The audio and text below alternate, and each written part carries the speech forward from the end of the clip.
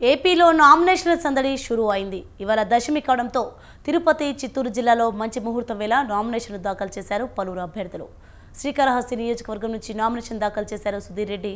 ఈ సందర్భంగా పెద్ద ఎత్తున స్వాగతం పలికారు ఉమ్మడి పార్టీ శ్రేణులు. ఎన్నికల కోడ్ ఆంక్షల నిబంధనలను బేఖాతరు చేయకుండా నామినేషన్ ప్రక్రియ కొనసాగుతోంది. దీనికి సంబంధించిన మరింత సమాచారం మా ప్రతినిధి జేజీరామ్ అందిస్తారు.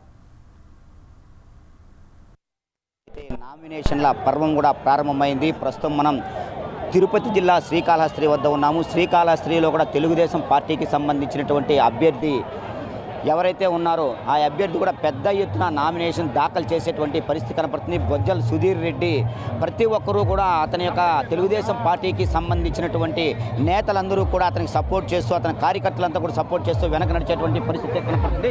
చేతులెత్తి వందనం చేస్తూ ప్రతి ఒక్కరి లోపలికి వెళ్ళేటువంటి పరిస్థితి కనపడుతుంది.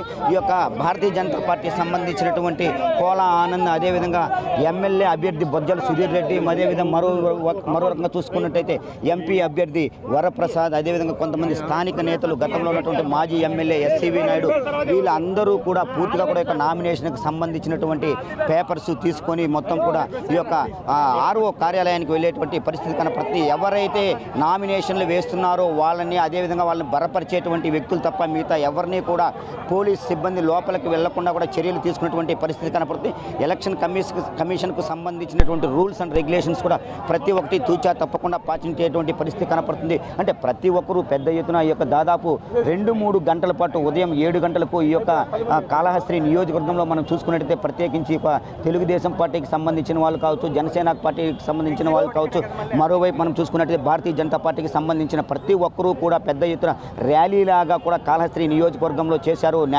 ర్యాలీ చేసిన తర్వాత ఈ యొక్క ఎన్నికల కమిషన్ ఏదైతే ముందుగా చెప్పిన విధంగా కూడా 11 గంటల ప్రాంతంలో కూడా ప్రతి ఒక్కరిని లోపలికి అనుమతించేటువంటి పరిస్థితి లేకుండా పూర్తి స్థాయిలో ఎవరైతే నామినేషన్ దాఖలు చేస్తూ ఉన్నారో ఆ అభ్యర్థులను మాత్రమే లోపలికి పంపించి, అదేవిధంగా ఆ అభ్యర్థుల్ని బలపరిచేటువంటి వ్యక్తి మరొక వ్యక్తులను కూడా పూర్తిగా కూడా లోపలికి పంపించేటువంటి ఫుల్గా కూడా ఈ యొక్క ప్రయత్నం చేసేటువంటి పరిస్థితి కనపడుతుంది. అంటే ప్రధానంగా చిత్తూరు ఎంపీ అభ్యర్థి టీడీపీ నుంచి మనం చూసుకున్నట్టయితే వరప్రసాద్ రావు, అదేవిధంగా శ్రీకాళహస్తి టీడీపీ అభ్యర్థి బొజ్జల సుధీర్ అంటే ఎమ్మెల్యే పదవికి అతను నామినేషన్ చేసేటువంటి పరిస్థితి కనపడుతుంది. మరోవైపు మనం చూసుకున్నట్టయితే మదనపల్లి నియోజకవర్గం నుంచి కూడా నిషార్ అహ్మద్ వైసీపీ, అదేవిధంగా పలమనేరు నియోజకవర్గం నుంచి మనం చూసుకుంటే వెంకటే గౌడ, ఈ యొక్క 5 మంది నామినేషన్లు దాఖలు చేసేటువంటి పరిస్థితి కనపడుతుంది. ఎన్నికల కమిషన్ ఏదైతే ఉందో పూర్తిగా సంబంధించినటువంటి అంటే అన్ని ఎటువంటి అవాంఛనీయ సంఘటనలు జరగకుండా కూడా పూర్తి స్థాయిలో ఈ యొక్క ఎలక్షన్లు జరగాలి.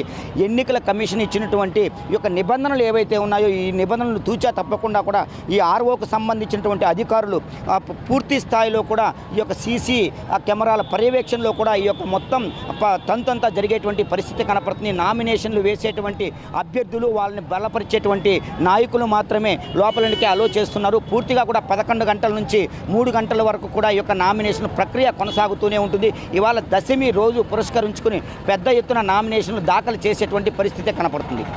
కెమెరామెన్ లోకేష్తో జేజీరామ్, స్వతంత్ర టీవీ, శ్రీకాళహస్తి నియోజకవర్గం నుంచి.